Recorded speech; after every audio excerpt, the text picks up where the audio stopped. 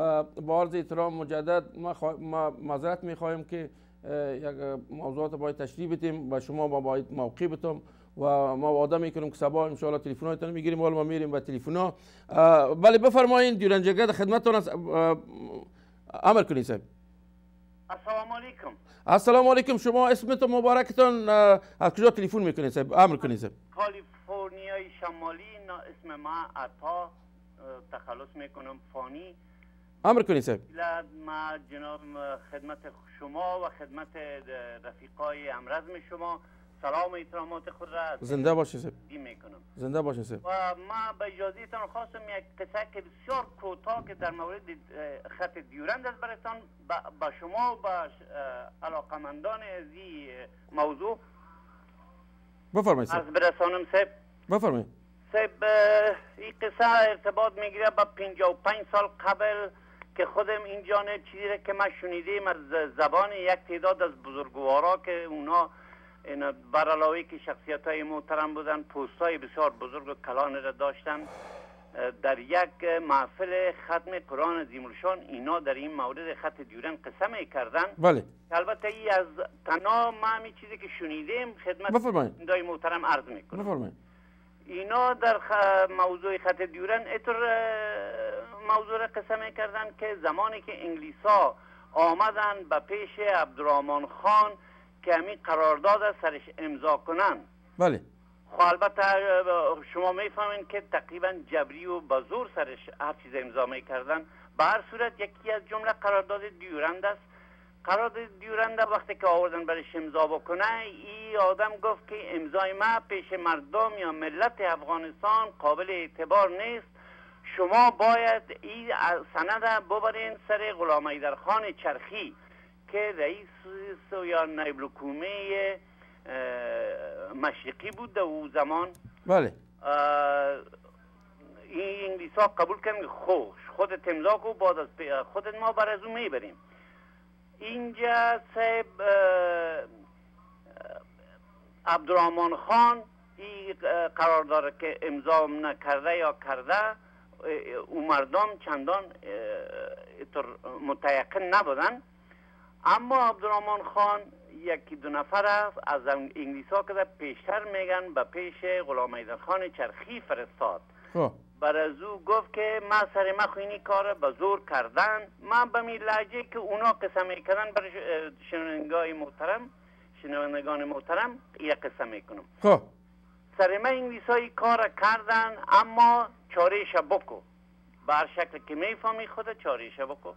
بر صورت سه انگلیس ها رسیدن به پیش غلام حیدرخان چرخی که سند سر از او امضای مجدد بکنن که این رسمی شوه یا قابل قبول شوه به اساس گفته خود عبدالرحمن خان. بله.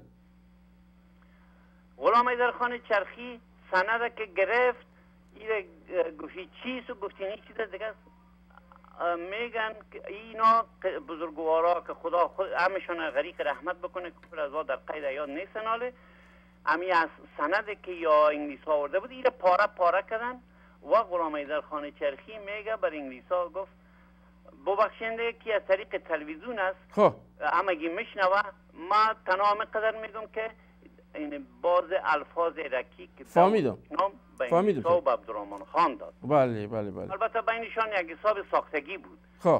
و بعد از او که چی شد، غلام حیدرخان چرخی خدا رحمت بکنه، البته شخصیت ملی و وطن ما و شما بوده در وقت زمانش، این سندم پاره کرد و عبدالرحمن خانم داودش نام داد که عبدالرحمن خان چی کار است و کی است که امضا کرد.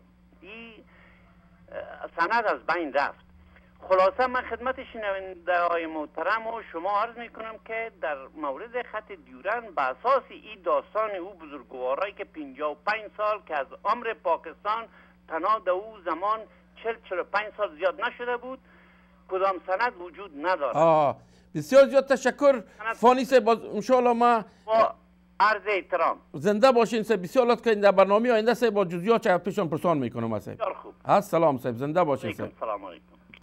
دیورنجرگه صدیق متین در خدمتتون است. امر کنید صاحب. بله بله بفرمایید. شما در لاین هستین؟ بله؟ بله؟ بله بفرمایید در لاین هستین شما.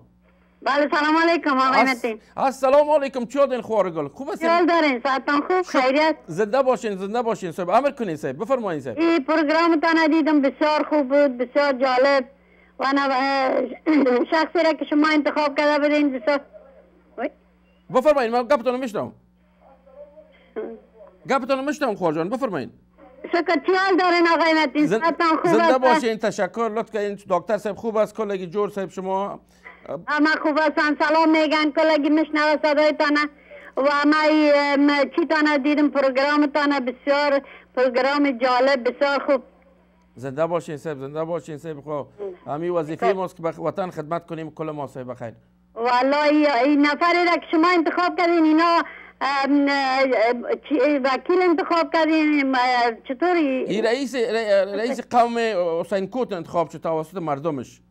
خوب بسیار خوب. توسط من نیست توسط ولس انتخاب شد که تقریبا 1.5 میلیون نفر است که انتخاب کرد به رئیس قوم خواجان. خوب بسیار خوب بسیار خوب. خدا کنه اگه اتحاد عمومی بخیر به دست بیاره و افغانستان آرام شوه و ما همین خاک خدا پس بگیریم از این دالخورای پاکستان دیگه بسیار خوش میشم. خاک ما در دست ماست خواجان جان. ان شاء الله ما سبا که شما گپ بزنم در برنامه سبا. ما افغانستان رفتم صاحب رویه بندازی قوی صاحب که پاکستان اگر کدام بخیر یک آتش در گرفت ان شاء الله ببینین که پاکستان که پاکستان در خواد گرفت. درست است. خدا کنه. تشکر خواجان. کل ما شما هستن. واه زنده باشین صاحب زنده باشین. دیگه گفتنی دارین؟ جان؟ دیگه گفتنی دارین؟ نه تنها والی عبدالله میخواست که امریتان گپ بزنه. بفرمایین. اگر وقت ندارین دیگه خیر است. بتین والی صاحب بتین که گپ بزنه. بتین والی صاحب عبدالله. خب چشم اینو میتونم. آسف. یک دقیقه ما صداش میکنم. خواه. بله والی صاحب سلام علیکم. سلام علیکم محترم. چی حال دارین والی صاحب شما چطور هستین؟ خوب هستین؟ مهربان هستین خداوند شما را کم نکنه. زنده باشید صاحب. بفرمایید چیزی گفتنی دارین صاحب؟ برسه؟ کدام چیزی گفتنی دارین والی صاحب بفرمایید. خواهش میکنم به ارتباط دیورن موضوع دیورن بود اینجا تقریبا 3 هفته قبل ما یک پروگرامی داشتیم در لندن به ارتباط دیورن و آرزومندی ما این بود که بیشتر از تقریبا 1.5 نفر در میشنوین؟ بله بله بله امی کنکشن صاحب کما که خراب شده صاحب ما که اگر شو سبا باز در برنامه صاحب تلفن کنیم بخیر امی کنکشن صاحب کما که خراب شده صاحب. من صدای شما رو بیخی واضح میشنوم. اگه صدای من میشنوین من میخواستم توضیح بدم. کمی صدا یک قدم جرمه صاحب یعنی میره اگر سبا در تلویزیون فردا ان شاء الله صحبت میکنیم. زنده باشید صاحب. شب خوش بخیر. سلام صاحب. مهربان هستید. شب. دیروز جرگه صدیق متی در خدمت امر کنید صاحب. بله سلام علیکم برادر بزرگ. سلام علیکم. السلام علیکم صاحب بفرمایید صاحب. استانگزاس شما هستین بفرمایید صاحب. بله استانگزاس خدا کنه صحت داشته باشین. ما پروگرام بسیار تعقیب میکنم. من قدر میگم که من نابودی آیسای برای شما تبریک میگم. این پروگرام ها و این برنامه ها غمازی از این میکنه که نابودی و بدبختی آیسای نزدیک است و قوت دایه دیورند به پیش است. امروز پشت سر دایه دیورند ملت افغانستان، مردم افغانستان، زن و مرد و بچه افغانستان استاد هستند. صرف افغانستان استاد نیست، در اروپا تمام مردم به این فکر هستند و این سر و صدا هاست که مسئله دیورند باید حل شود و به خاطر مسئله دیورند مردم تپ تلاش دارند. دیگه ای که مظاهره بلژیم واقعا یک مظاهره بسیار تاریخی در تاریخ دایه دیورند و این پیامدهای بسیار بزرگی را داره که من نمیخوام این را بیجا بگویم و این را میمانیم برای وقتش و خود شما هم میفهمین و کلگی دوستا برادرهایی که دوجا سهیم بودن و سهم گرفتن و کسایی که را زنده دیدن میفهمن که پیامدهای چقدر خوب و ملی داشتن. ما از تمام برادران و خواهران که در سرتاسر اروپا در افغانستان است به یک صدا و به یک نعره بلند شوند تا مسئله دیورند با قوت باید حل بکنیم. بله. تا وقتی که زور و شدت نباشه هیچ وقت پاکستان به این حاضر نمیشه پاکستان که به اصطلاح برای مذاکرات صلح تن ببانه و از چیزهای زیاد خود پیر شود. در اینجا معلوم است که این تظاهرات و این سر و صداهای دیورند اونا را هم به خطر انداخته و اونا هم پریشان هستند. من یک چیز دیگر را در آخر میگم که هیچ افغان از آیسای نمیترسند. آیسای یک نام است و این رو به سری مردم انداخته، ولی مردم افغانستان بسیار دلیر هستند. مردم افغانستان ثابت کردند که از هیچ قوت نظامی دنیا نترسیدن. این آیسای است. ما ایره میگیم اگر 4 نفری آیسای ترور شد و 4 نفری آیسای از بین رفت دیگه با شما آیسای در اسلام آباد هم نمیبینیم، باز از تاج محل اینا تیر میشن چون اینا بزدل هستن و ما در صورت پیروز میشیم، در صورت بلند میشیم، در صورت افغانستان آزاد و مستقل و مرفه خواهد داشتیم که دست آیسای از افغانستان قطع شود و نابود شود. دیگه بازم ما در شما پیروزی را اعلام میکنم و شما را پیروز میگم. بسیار پروگرام جالب است و بسیار دلچسب است. وقت شما را نمیگیرم. خداوند ناصر و مددگار شما باشه. زنده باشین. لطف کنید یک تلفن دیگر میگیریم باز ان شاء الله صبح ساعت 1 بجه وقت لس آنجلس برنامه ماست و وقت ما پوره شد یک تلفن دیگر میگیریم. دیورنجرگه در خدمتتان هستیم. بفرمایید صاحب. بله سلام علیکم. السلام علیکم. بیادر امر کنین صاحب. ما عزیز بلیکاستم. بلیکا صاحب السلام علیکم. شما صحبت کنین صاحب. شما ما فقط اول از شما می عمل که شما بیشتر در تلویزیون نشان دادین از اتحاد مردم این مثبت‌ترین صدای من گوشم صاحب امر کنین بلیکا صاحب. بله بفرمایید.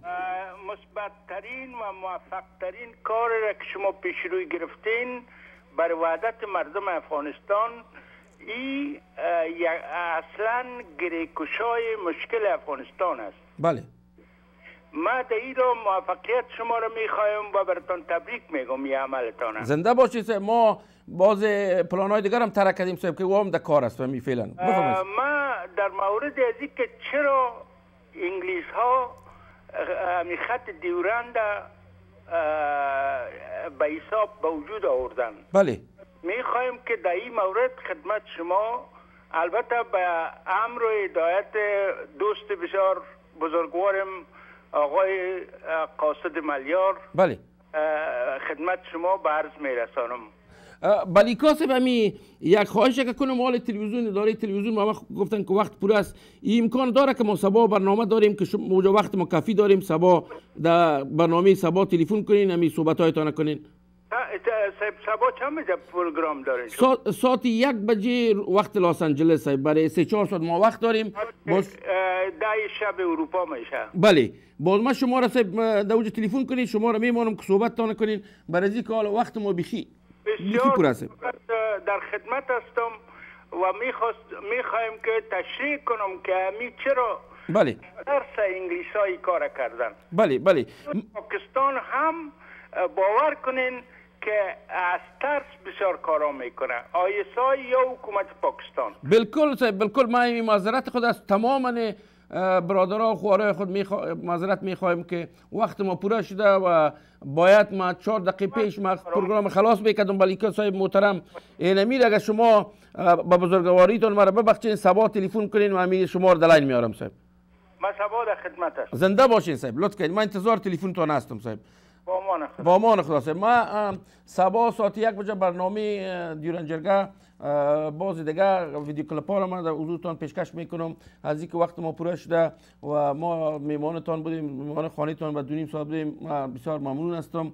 خداوند شما را خیر بده. باور کنین که اتحاد اتفاق در افغانستان میآید. ما سر برادرای خود اعتبار داریم، سر عسکرای خود اعتبار داریم، سر پلیس خود ملی خود اعتبار داریم.